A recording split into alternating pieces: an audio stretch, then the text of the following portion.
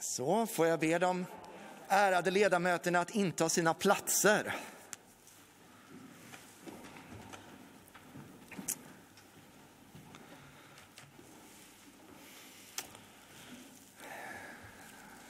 Så. Ärade Nobelpristagare och gäster, ärade utskottsordförande och ledamöter, mina damer och herrar, varmt välkomna till Riksdagens forskningsdag och vårt avslutande seminarium. And a special welcome to our distinguished guests, the Nobel Prize laureates, professors Emmanuel Charpentier and Reinhard Genzel.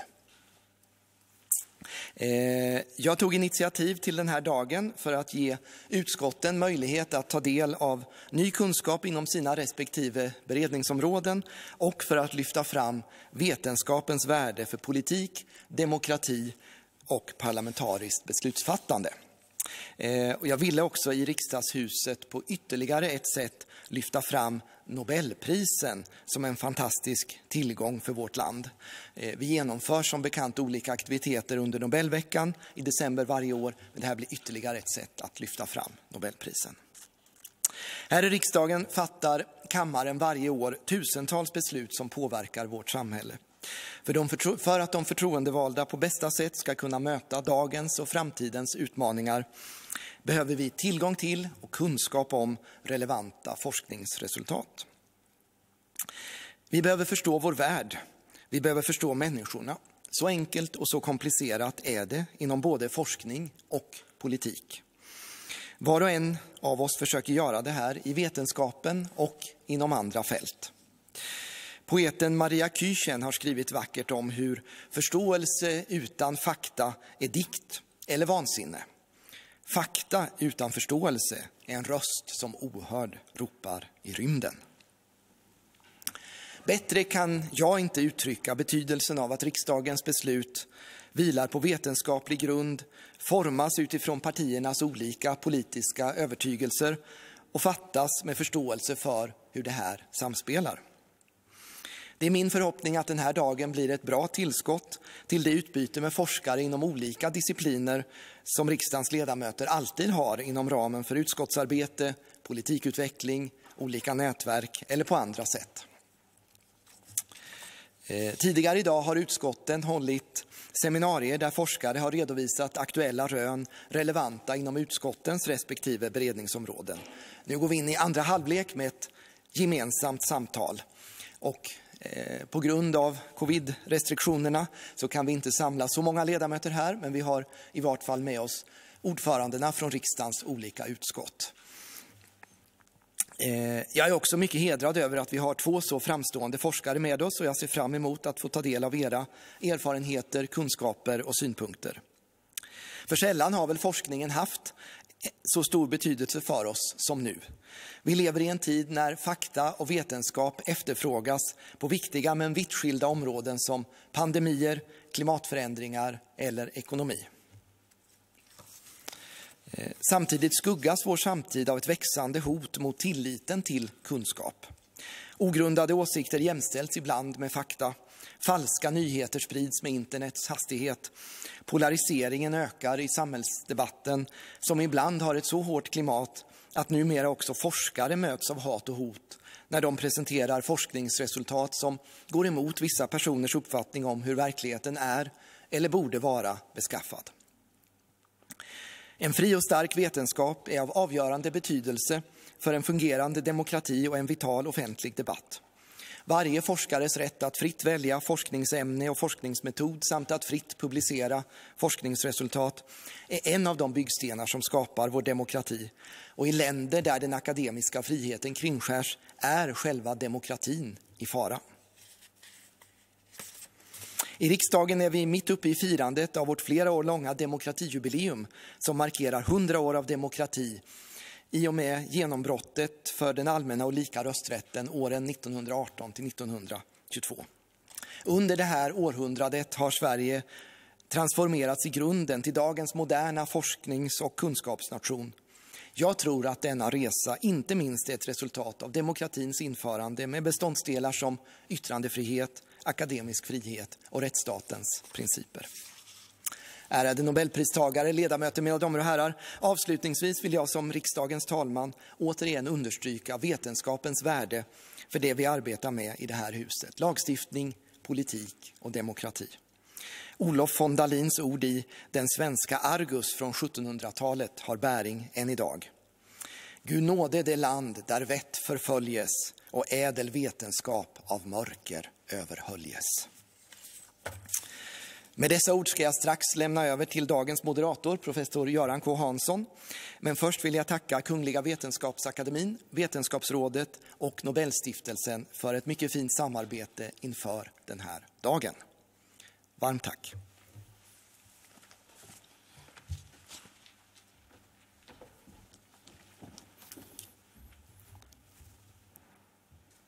Herr talman, ärade riksdagsledamöter, honored Nobel laureates, mina damer och herrar. Det är verkligen glädjande att det anordnas en forskningens dag i Sveriges riksdag. Och det är inspirerande att höra talmannen reflektera över vetenskapens betydelse för beslutsfattandet. Kungliga Vetenskapsakademin, Nobelstiftelsen och Vetenskapsrådet är hedrade över att få vara med och anordna de här seminarierna, och vi tackar talmannen för inbjudan. Jag som har fått äran att moderera dagens panelsamtal heter alltså Göran K. Hansson och är Vetenskapsakademins ständige sekreterare. Tidigare idag har riksdagens utskott haft möten med forskare, och det har huvudsakligen varit samhällsvetenskapliga forskare som arbetar med frågor som ligger lagstiftningen nära, och jag har förstått att det har varit mycket givande samtal. Men för den här sessionen ska vi gå över till naturvetenskap. Några av er frågar er kanske varför ni behöver bry er om något så tekniskt och ibland svårgenomträngligt som naturvetenskap. Det frågar sig den brittiske premiärministern William Gladstone också när Michael Faraday på 1850-talet demonstrerade en ny upptäckt för honom, elektriciteten. Very interesting, sa Gladstone, but what practical use is it? Och Faraday svarade, why sir, there is every probability that you will soon be able to tax it. Idag så vet vi att elektriciteten inte bara har gett upphov till energiskatt utan bokstavligt talat lyst upp hela mänskligheten. Och utforskandet av världen vi lever i har lett fram till hela den moderna civilisationen med alla dess frukter. Mediciner och kommunikationer, teknik och insikter, en helt ny världsbild. Utan naturvetenskapens genombrott skulle livet ha varit oändligt mycket svårare. Och det skulle varit omöjligt att hantera de utmaningar som vi står inför idag. Det ser vi ju inte minst i dagens pandemi.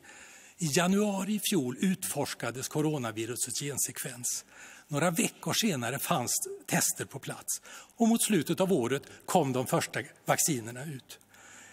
Nu är vaccinationsprogrammet igång, och det faktum att det finns leveransproblem och förseningar får inte leda till att vi glömmer vilken fantastisk framgång det ändå är att ett vaccin togs fram på bara ett år och att vi alla bör kunna bli vaccinerade inom några månader.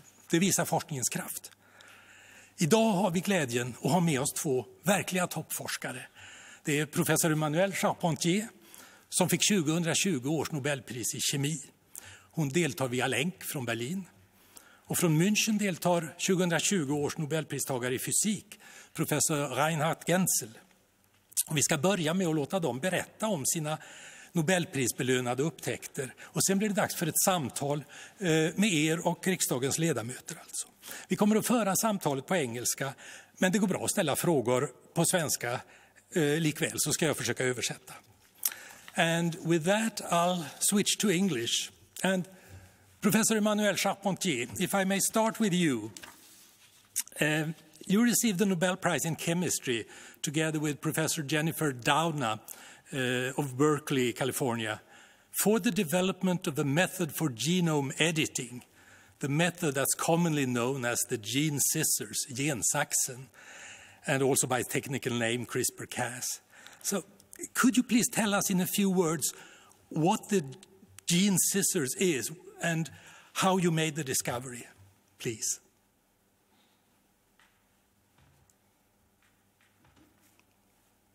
Okay. So first, thank you very much for the kind invitation. I'm very happy to be here to discuss with you science and its critical relevance to society. The Nobel Prize in Chemistry of last year was awarded for a discovery that is about a technology that allows to perform genetics in cells and organisms. So in principle, another level of possibilities to modify genes and genomes in cells and organisms. So it is a very transformative technology, and it has been adopted extremely fast by the scientific community. Just a couple of months after the discovery and the release of the technology, this was in 2012, so nearly 9 years ago. The technology has largely evolved since, and it is really allowing to perform genetics in ways that were not possible prior to this discovery. So it's really changing the field of life sciences, biotechnology, biomedicine. And now what is very interesting is that the technology really originates from pure basic science. From my side, the wish to understand better how bacteria cause diseases in humans. And by looking at different mechanisms involved in this understanding, we came across a mechanism that allows bacteria to defend themselves against infection by viruses. So I guess you're familiar with it. Because of the pandemic time, we can all be infected by viruses, and so do bacteria. They can also be infected by viruses. They have developed immune systems to defend themselves against viruses, and one immune system is called CRISPR-Cas. And the understanding of a specific CRISPR-Cas mechanism led to this technology of gene scissors, so acting on the DNA of cells and organisms. Thank you. Now, you made a key part of your discovery, perhaps the discovery, when you worked in Umeå in northern Sweden. So was that a good place for discovery science? Obviously, yes, because this was the most productive time of my career in terms of really impactful research. Obviously, Umeå was able to offer me what I needed at a specific time of my career, from the transition of assistant professor to associate professor.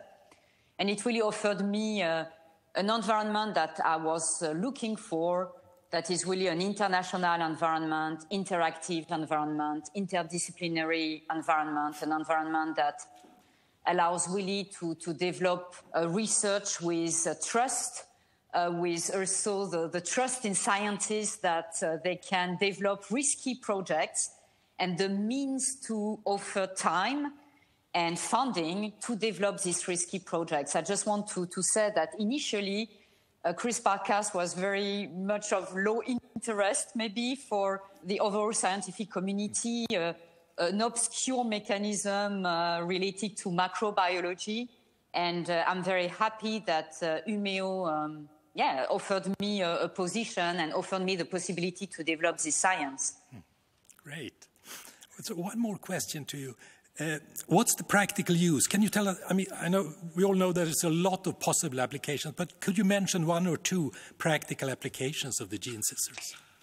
Yes, so first in life sciences, the possibility to modify genes and genomes it's an essential way to understand mechanisms of life. And this is important. You see it for the vaccination. It really, the new vaccines developed, which are RNA-based vaccines, are really originating from all this research in life sciences at the fundamental level. And genetic tools are essential to understand mechanisms of diseases. A practical application is, for example, in biomedicine. The technology is really developed as a medicine to treat genetic diseases through a combination of genetic and cell technologies. So this is a practical application. The other application that is quite practical as well, and that is quite welcomed, is the possibility to develop and produce new plant crops, genetically modified in ways that are really different from the technologies that were used prior to CRISPR-Cas9 to engineer this genetically modified organism. So it's really a new way to produce clean plant crops. Mm-hmm. Right, yes, so you can modify without leaving any potentially harmful traces in the crops. Exactly. Yeah, that's exactly. Mm-hmm. Now, let me switch to you, Professor Reinhard Genzel. You shared the Nobel Prize in Physics last year with Professor Andrea Ghez of Los Angeles for, and I quote now, for the discovery of a supermassive compact object at the center of our galaxy. That's what we usually call a black hole. And another part of the Nobel Prize went to Professor Roger Penrose in Cambridge in England for theoretical discoveries concerning black holes. Now, this is mind-boggling stuff for all of us. So could you please, Professor Genzel, tell us in a few words what black holes are and how you discovered them? Well, I mean, you might look at it from two different sides.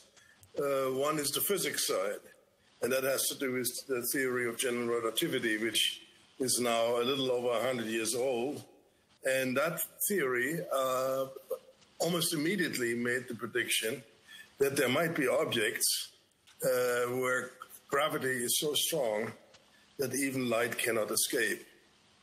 And of course, initially that was a purely mathematical result, if you like, and for 50 years not with any application. But then the astronomers started looking at the skies in the 1960s and discovered what we now know are two types of these objects. One are burned out stars, which then collapse and form stellar black holes. And the other ones are very much more massive objects, which we now know are almost in every center of Milky Ways. And remarkably, both of these objects, whilst black in the sense that light cannot escape, can accrete material and thereby become very luminous and affect the evolution of the entire universe. So that's the astronomy side of the research, so to speak. On the one hand, we are after still testing the effects of and the truth of the theory Albert Einstein has formulated on scales which had not been possible. And on the other side, we're trying to explore how universe evolved. Thank you. Now, the discovery of a black hole in the Milky Way obviously required very advanced equipment and a big team of scientists that you led. So how do you view the role of international collaboration like this in science? How important is it, and are there any obstacles to it? How does it work? Well, obviously, it depends on the field, etc. Competition plays an important role in science as well, but there are scales of experiments.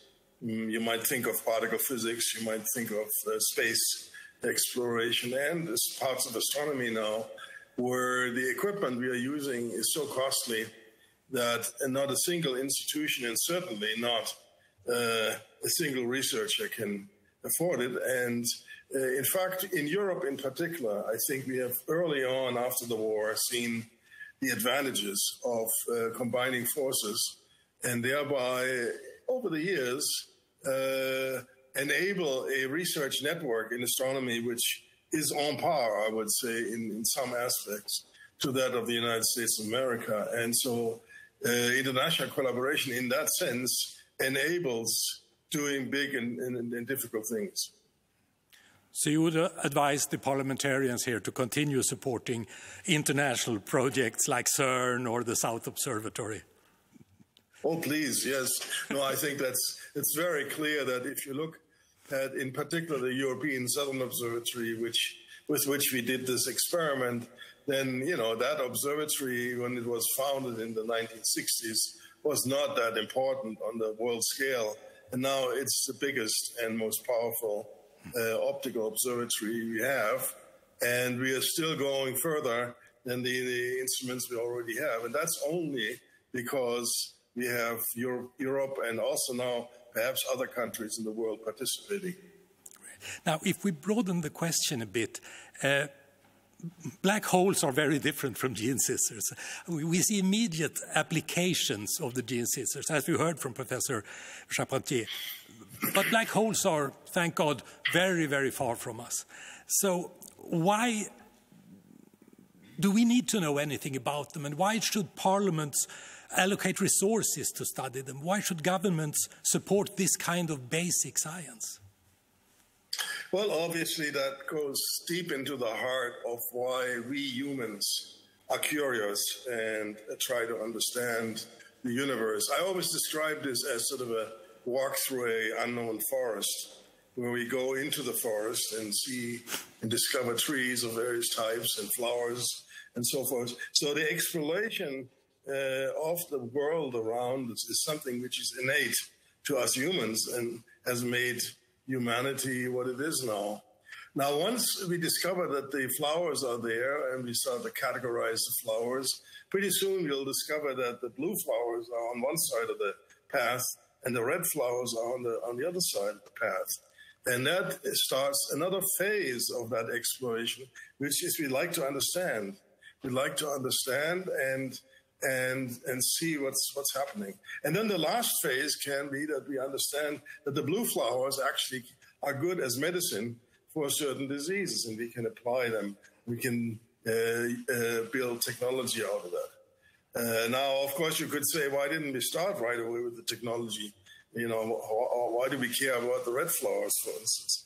Well, you didn't know. And in fact, in some cases, and one of the cases I would say, which is most obvious, is the laser, which is, known to all of us nowadays as a key instrument in industry for surgeons to make the best clocks, to measure the smallest distances, etc., etc.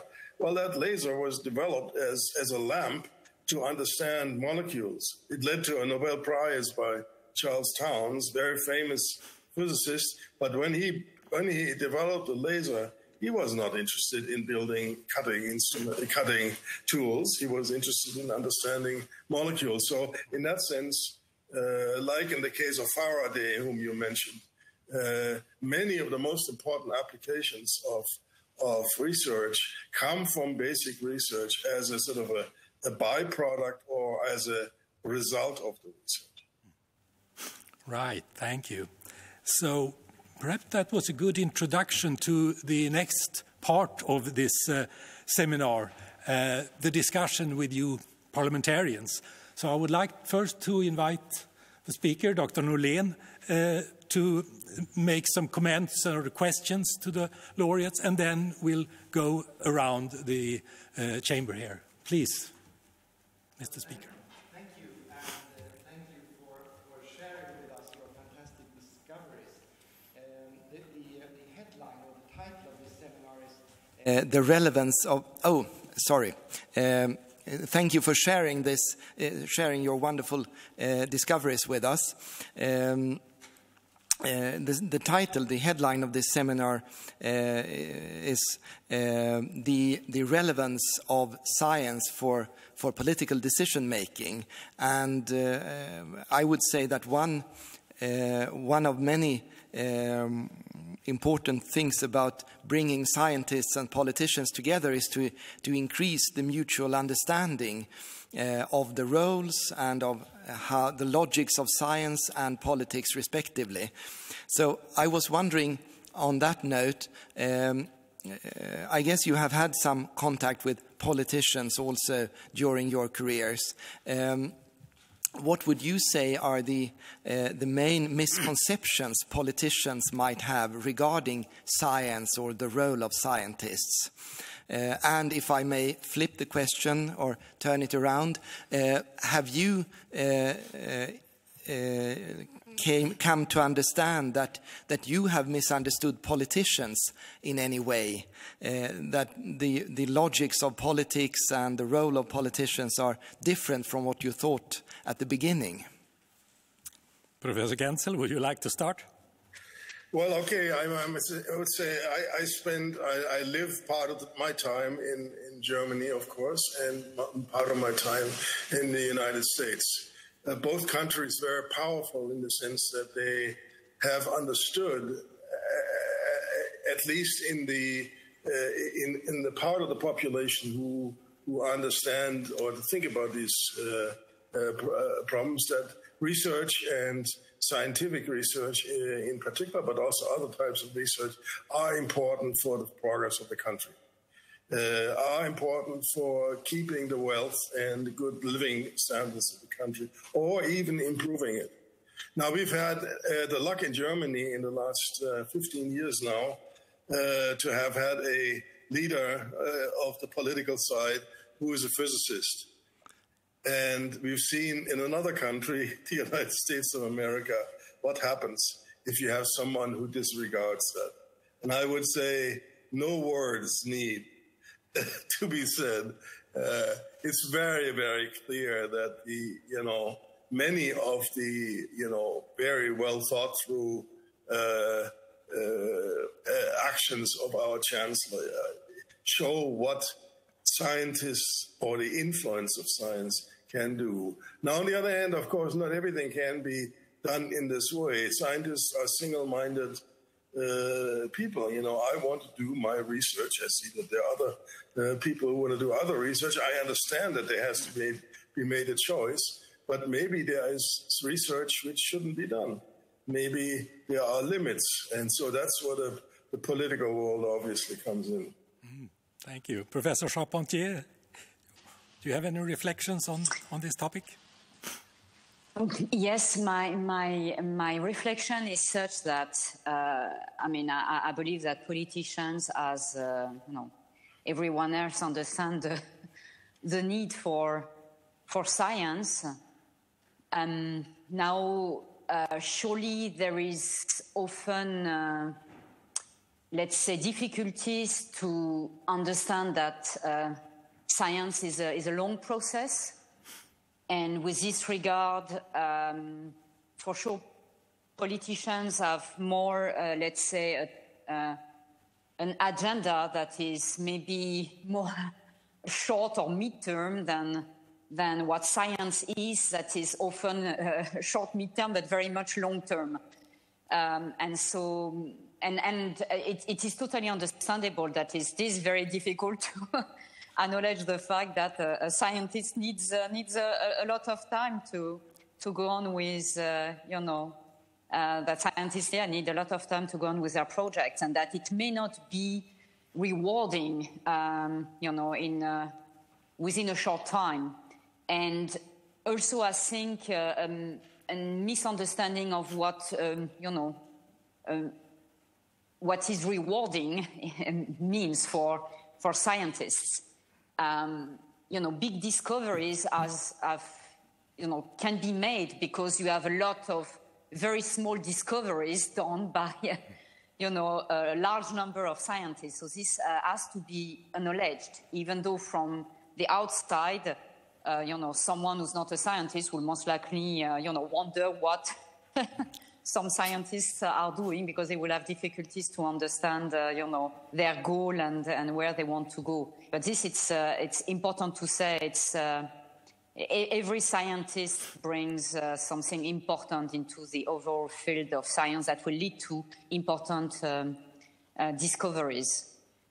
This is a reflection that I have.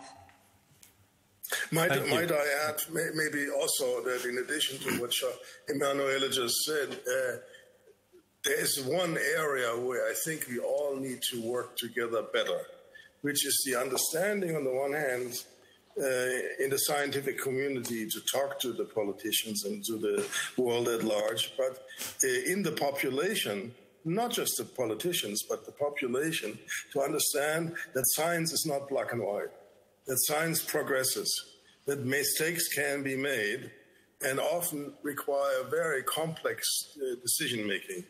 And to do that complex decision-making right is very, very difficult, as we have just seen over the last 12 months, right? You can point at saying that this mistake and that mistake, but you can also say, just look at, every scientist would have told you that the vaccine is is at least 3, maybe 5 years away. Maybe it is not possible to do it.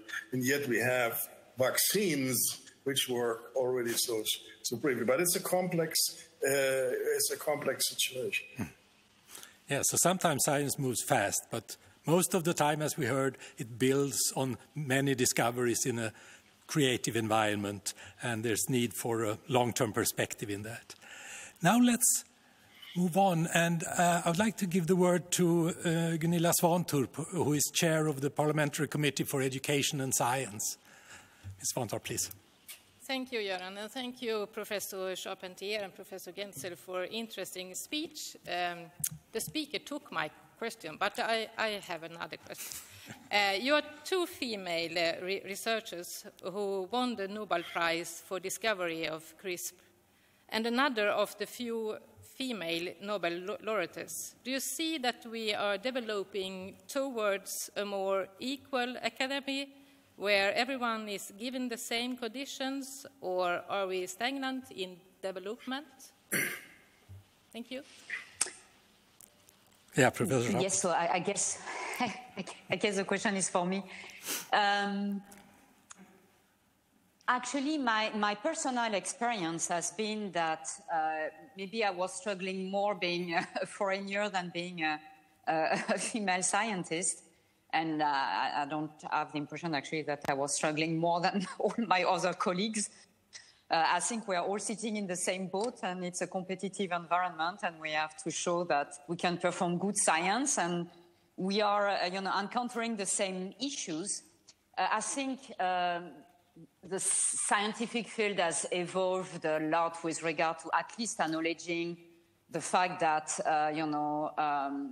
more female scientists, are actually present. More female students have, decided to go on with a career in science. I believe that this has been acknowledged over the last 20 years. At least this is my own experience, and has been developed quite well to allow female scientists, but I will say also male scientists, to be offered conditions to develop a career while having to also take care of a family on the side. I think nowadays those issues are not only for my female colleagues, but also for my male colleagues. Having said this, it is true that the higher you go in the hierarchy in science, the more you understand that it's a male environment. And I also have understood that it is not easy for my male colleagues maybe to evolve in, dealing with more female colleagues, but, there is also an evolution in this regard. I believe that the issue why we are still encountering a low number of female scientists in the higher positions is mainly due to the fact that you have, but I believe it's not only in science, it's also in other fields, a number of female scientists who abandon their career at some point based on, obviously several reasons. And I think this is more where I think one should try to understand why, female scientists decide at some point to stop their career. It is true that, it's a competitive environment, and that maybe some, female scientists find it too harsh, too tough. And therefore they abandon and they decide to stop their career. But this, I think, is something to look into a little bit in more detail and try to increase the number of female scientists in higher positions, indeed. Thank you. As a old male scientist, may I add my perspective there? I'm with Emanuela in that I'm very optimistic. Things have been going very positively in this respect. In my field, astronomy, when I started here as a director, I had 0 0 students, female students and postdocs, 0 scientists in my group. Now the number is varying, of course, somewhere between 30 and 35%. So I think that's progress, but it takes time. I recall a study which was done at the European Microbiology Lab in Heidelberg, under varying assumptions, under which political measures you would expect equilibrium to occur or parity to occur. And I'm afraid, because of the effects which Emanuele just mentioned, which we typically call leaky pipeline effects,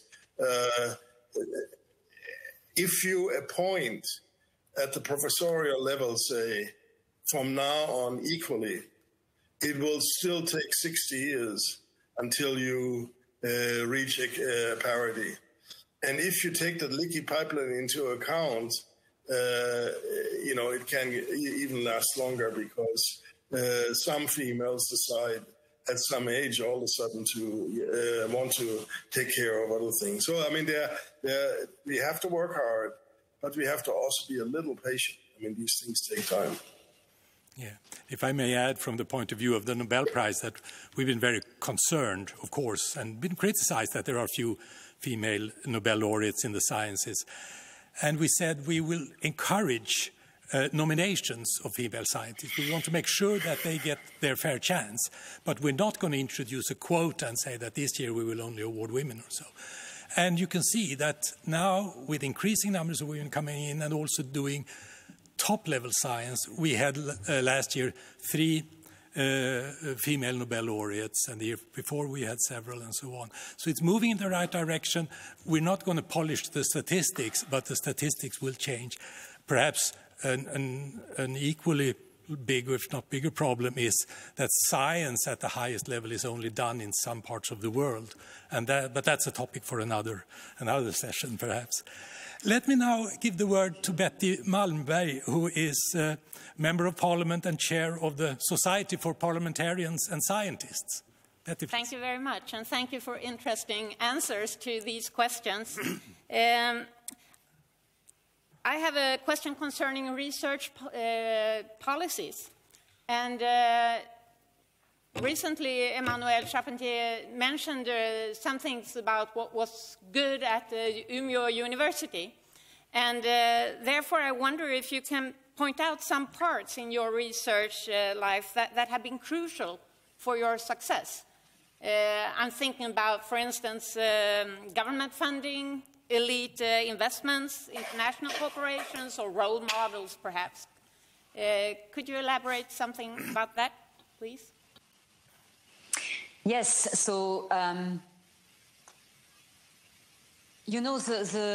mean, my research in Umeå was, very much associated to the environment. That was, and that is still is, at Umeå University, as I said earlier, an international, interdisciplinary environment and very interactive environment. The reason why I chose to apply to Umeå University is that was in end of 2007, actually, was based on a novel initiative that has led to the Laboratory for Molecular Infection Medicine Sweden at Umeå University.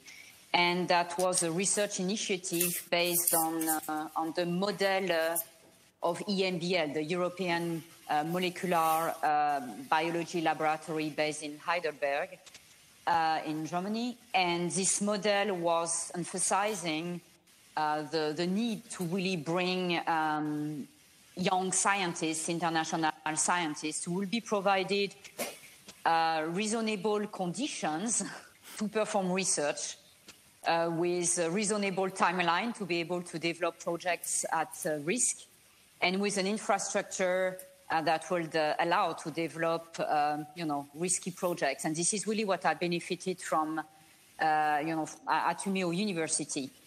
For sure, with governmental funding provided to Umeå University and then to to myself and some of my colleagues, I had projects that were funded by Umeå University with competitive applications of projects that will be funded by Umeå University, and some other projects which had the chance to have been granted by the Swedish Research Council. It is for sure critical for basic science to have funds coming from, the public sector, because this is the way in Europe, basic science is mostly funded, and this is critical for the scientists. And I believe as well, and this also goes along the question that was asked with regard to female scientists. There is also a need to really reflect on, let's say, how the governmental structures have evolved to allow scientists to perform, basic science in the public sector, and also to reflect on the needs of the young scientists in nowadays. So science is evolving very, very fast. Technologies evolve very fast that allow science to develop even faster. And it is very, very critical to appreciate the fact that structures need to be extremely dynamic, move very fast in terms of adapting their structure to the needs of the young scientists and the needs for developing better science and better technologies. So one needs to have a very dynamic environment, very progressist environment, with funding that can be provided in a reasonable timeline to have a dynamic research, and also a funding that understands that certain projects need a long time to be developed. So when the funding is provided on a too short basis, or let's say, funding of only one student or one postdoc, this does not allow the development of risky projects. So this is to be kept in mind. And the fact that also our young scientists, and for sure for me, I work a lot with very young scientists, and I see a lot of my scientists, the scientists that I have mentored, deciding to leave basic research and public-funded science, because they see it quite hard to. They don't see really perspective. They see it very difficult, a very long way to be awarded, sustainability and positions that would allow them long-term to do sustainable science. And also they see it difficult with regard to the funding of research. And so this is to be taken into account, because in nowadays we have to consider that we need also to listen to the young scientists, because otherwise we may encounter a time where those scientists will not be present any longer to develop the science for the future. I think we need to move on because we have more questions here. Thank you very much. Now I'll give the word to Kristina Yngve, Member of Parliament and on the Committee for Environment and Agriculture. Please. Thank you very much, and thank you very much for your work and for very interesting discussions. I'm also an agronomist, so I have very high hopes when it comes to the possibilities of CRISPR-Cas9 and with crop production. And about 10 years ago, before I was a politician, I was at a farmer's seminar, and the then U.S. agricultural attaché in EU, he said about GM crops that Europe loves science, but is afraid of the results.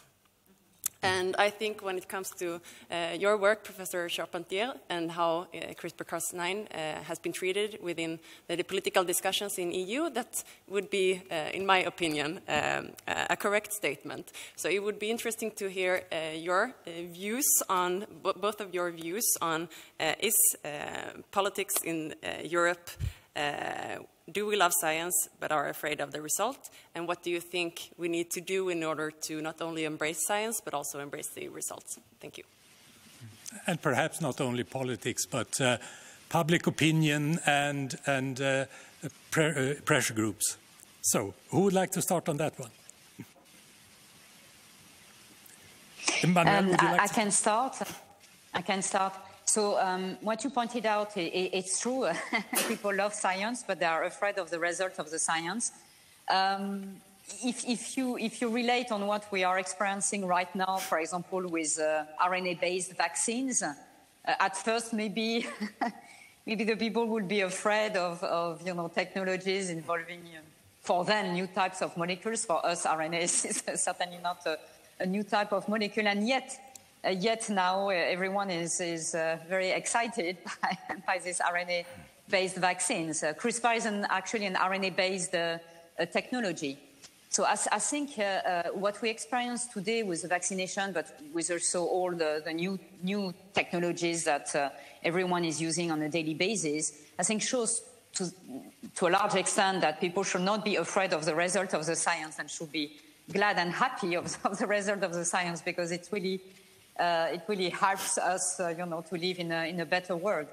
Having said this, for the plants, indeed, the European Court of Justice, and I think all scientists have been disappointed by this decision, have decided that the plants, the new crops engineered by the CRISPR-Cas9 technology, would have to undergo the same regulations than the plant crops that would be developed by other types of technology that were used prior to CRISPR-Cas9.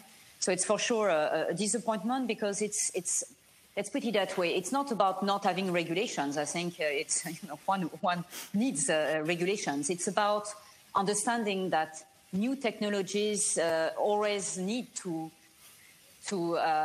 be considered with new type of regulations that are according to the new technologies that are developed. The regulations have to be evaluated and updated based on the new technologies. So it's not about not having regulations. It's about having regulations that take into account the new development of technologies. And in this regard, there may be, miscommunication between the scientists and the politicians or the public, or let's say the scientists who tend to focus on their science, and because they are judged on the production of their science, so they tend to stay in their lab and believe that their main roles are to produce good science, and most likely a need to encourage scientists to engage more discussions with the politicians and the public. Professor Genzel, do you see similar problems in the physics and astronomy? Okay. I mean, clearly, we are seeing in Europe right now, and that's not new, a certain hesitation to take risks, and we just discussed some of these aspects. Another aspect is obviously transition from basic research to applications. If we have the common situation that the basic research gets done in universities and special research labs, often or solely funded by governmental funds, but then we want applications to occur in the private sector, we have to facilitate that process. And if I look at my own country here, then I have to say, my God, what are we doing?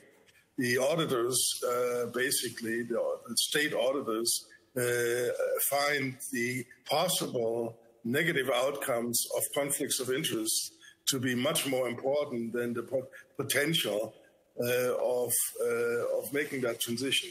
That's where the United States is really and continues to be way ahead of us. If I look what's happening in Silicon Valley and the continuing stream of new talent coming from the universities, being produced by the universities, Stanford, Berkeley, and so forth, into the market which is there, and opening up new business, venture capital is helping. That allows for much more progressive possibilities than in our risk-averse good old Europe. It's striking that it's not the discoveries that are missing on our continent, but we are not as good at the application side, the development into, essence, in the end, into products and companies. There's something there that where we have a lot to learn from Silicon Valley, I guess. You mentioned when we talked yesterday about your experience when you spent part of the year in the Silicon Valley area. Now, opportunities for more questions.